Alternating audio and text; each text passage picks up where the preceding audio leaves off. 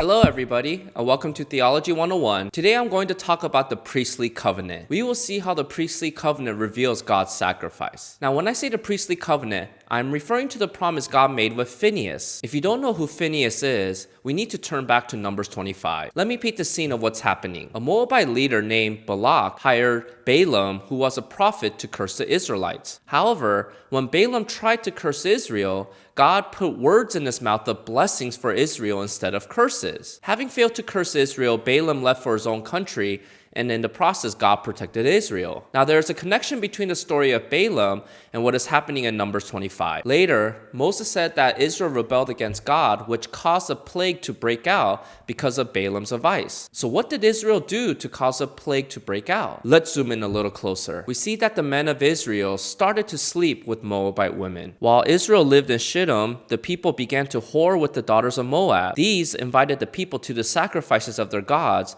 and the people ate and bowed down to their gods. Now, God is not against interracial marriage, as seen with the fact that Moses' second wife was a Cushite or an African woman. But God did forbid Israel from interfaith marriage because he did not want his people to be polluted by idols from other cultures. Since Israel disregarded God's law, God sent a plague that ended up killing thousands of Israelites. In response to this plague, Moses gave orders to kill all the people who were sleeping with Moabite women and to publicly execute them. However, we see that Zimri, who was the son of an Israelite prince from the tribe of Simeon, openly defied Moses' command. He takes Cosbi, who was the daughter of a Midianite prince, and went inside of her in front of Moses and all the people who were weeping in front of the tent of worship. During a time when the nation was mourning over their sin of idolatry, we see a son of an Israelite prince unashamedly sleep with a Midian princess in front of God and the entire nation. So in a moment of zeal, Phinehas went after them and pierced them both with the spear and killed them. In so doing, Phinehas also stopped the plague. However, 24,000 died from this plague because of their idolatry. So it is within this context that God gives a promise to Phinehas. Phinehas,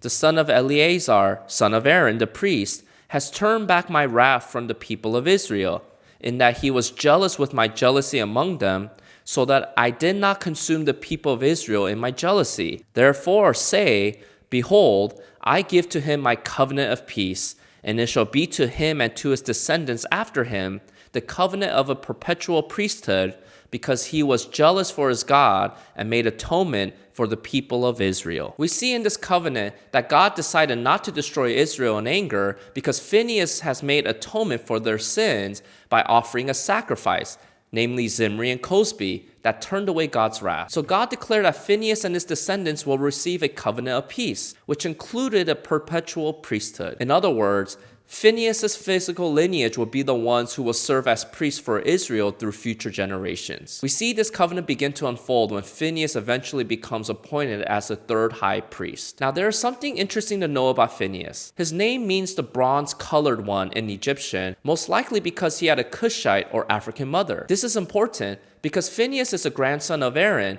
but it seems that he had a Cushite mother. We know that when Moses remarried after Zipporah passed, he married a Cushite woman. Aaron and Miriam questioned Moses' leadership because of his choice of marrying an African woman. God rebukes Aaron and Miriam because of their prejudice and racism, but we see that Aaron changed from his ways because he allowed his son to marry a Cushite woman who then gave birth to Phinehas, the bronze-colored man. This highlights that God never had an issue with foreigners becoming a part of his people, but he consistently commanded Israel to not intermarry with foreigners who would turn their hearts to idols, as was the case in Numbers 25. Phinehas' zeal will become a model of faith that God will reference in other parts of the Bible. For example, look at Psalm 106 verses 30 to 31. Then Phinehas stood up and intervened, and the plague was stayed, and that was counted to him as righteousness from generation to generation forever. The phrase counted to him righteousness recalls back to Genesis chapter 15 verse 6 when it says that Abraham believed in God's covenant and his faith was counted to him righteousness. This is the same phrase the Apostle Paul uses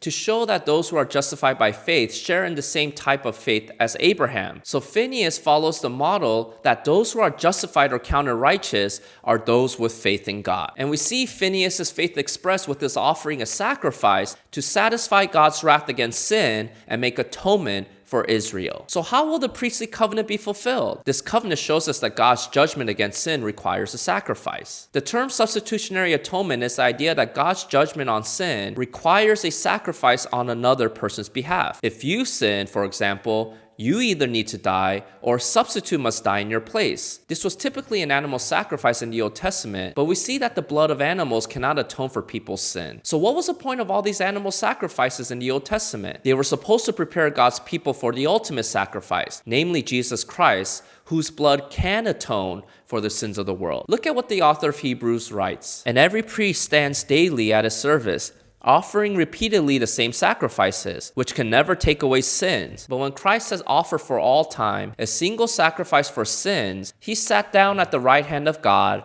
waiting from that time until his enemies should be made a footstool for his feet. For by a single offering, he has perfected for all time those who are being sanctified. We see that Jesus is our substitute who is sacrificed to turn away God's wrath against our sins. But we also see that Jesus is our high priest who offers himself as a sacrifice. Since we have a great high priest who has passed through the heavens, Jesus, the Son of God, let us hold fast our confession. For we do not have a high priest who is unable to sympathize with our weaknesses, but one who in every respect has been tempted as we are, yet without sin. Let us then with confidence draw near the throne of grace, that we may receive mercy and find grace to help in time of need. Do you see how the priestly covenant ultimately points to Jesus? He is our high priest who intercedes on our behalf and makes atonement for our sins with the sacrifice. But the sacrifice he offers is not an animal or another person.